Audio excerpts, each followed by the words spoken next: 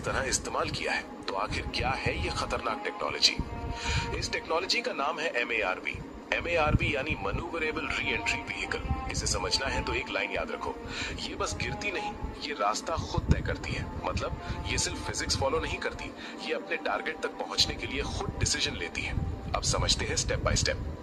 जब कोई ballistic missile launch होती है तो वो सीधी टारगेट पर नहीं जाती। पहले वो एटमॉस्फेयर को छोड़कर स्पेस तक जाती है, जहां ग्रेविटी और ड्रैग कम होता है। इस फेज को कहते हैं मिड कोर्स फेज। फिर वहीं से वॉरहेड अलग होता है और वापस धरती की तरफ आता है। लेकिन यहीं से खेल बदल जाता है, क्योंकि ये वापसी होती है हाइपरसोनिक स्पीड से, मैक 5, मैक 10 या उससे भी ज्यादा। इतनी स्पीड पर हवा खुद दीवार जैसी बिहेव करने लगती है। अब यहाँ आता है असली ट्विस्ट।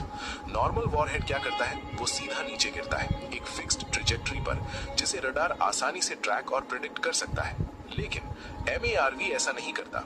ये हवा में अपना रास्ता बदल सकता है, जिगजैग मूव कर सकता है और आखिरी सेकंड में टारगेट को एडजस्ट कर सकता है। यानी जहां डिफेंस सिस्टम सोचता है कि ये यहाँ गिरेगा, वो वहां नहीं गिरता। यही चीज इसे बेहद खतरनाक बनाती है। अब सवाल है, ये पॉसिबल कैसे है? MARV के अंदर लगे होते हैं एडवांस्ड सिस्टम्स जैसे इनर्शियल नेविगेशन सिस्टम, जो बिना सिग्नल के भी डायरेक्शन ट्रैक करता है, सैटेलाइट गाइडेंस जो पोजीशन को अपडेट करता है, रडार या इंफ्रारेड सीकर जो टारगेट को पहचानता है, और कंट्रोल फिन्स या थ्रस्टर्स जो डायरेक्शन बदलते हैं। लेकिन असली चैलेंज यहाँ नहीं है। असली चैलेंज है एक्सट्रीम एनवायरनमेंट। जब MARV एटमॉस्फेयर में वापस आता है तो उसके आसपास प्लाज्मा की एक लेयर बन जाती है। अब प्लाज्मा क्या है? ये आयनाइज्ड गैस होती है जो इतनी गर्म होती है कि इलेक्ट्रॉन्स और एटम्स अलग हो जाते हैं। टेम्परेचर हजारों डिग्री तक पहुंच जाता है और सबसे बड़ी बात, इस दौरान कम्युनिकेशन ब्लैकआउट हो जाता है। मतलब बाहर से कोई सिग्नल अंदर नहीं जा सकता। फिर भी MARV अपना रास्ता कंट्रोल करता है। यही है इसकी असली इंजीनियरिंग पावर। अब सोचो, अगर रडार उसे ठीक से ट्रैक ही नहीं कर पाए तो डिफेंस सिस्टम क्या करेगा? क्योंकि रडार सिस्टम्स ट्रेजेक्टरी प्रेडिक्ट करते हैं, लेकिन MARV अनप्रेडिक्टेबल होता है। इसका मतलब prediction fail, interception fail, timing fail, यानी एंटी मिसाइल सिस्टम कंफ्यूज हो जाता है।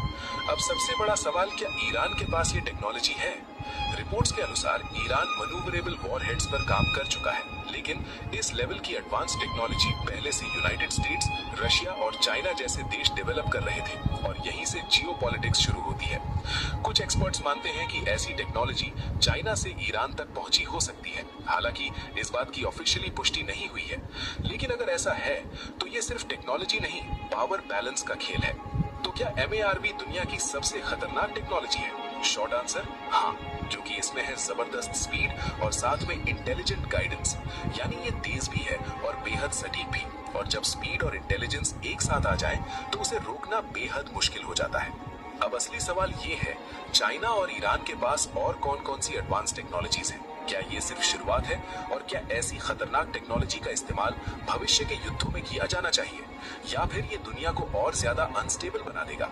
अपना ओपिनियन कमेंट में जरूर बताएं। तो देख लियो दोस्तों, ईरान बड़े बड़े सुपर पावर को चकमा दे रहा है। इसका कारण सिर्फ यह है कि ईरान के पास खुद का टेक्नोलॉजी है, खुद का मिसाइल टेक्नोलॉजी है, और वो अपने से ही अपना टेक्नोलॉजी से बनाता है।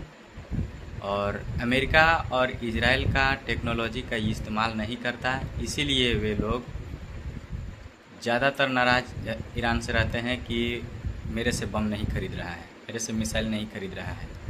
ईरान के पास खुद का टेक्नोलॉजी है, खुद का मैन्युफैक्चरिंग है, खुद का अपना, और ये चीन की सहायता से चीन का GPS वगैरह लेकर के काम करता है। ईरान अमेरिका से कोई इसका ताल्लुक़ नहीं रखता है, इसलिए ज़्यादातर इससे अमेरिका नाराज़ रहता है।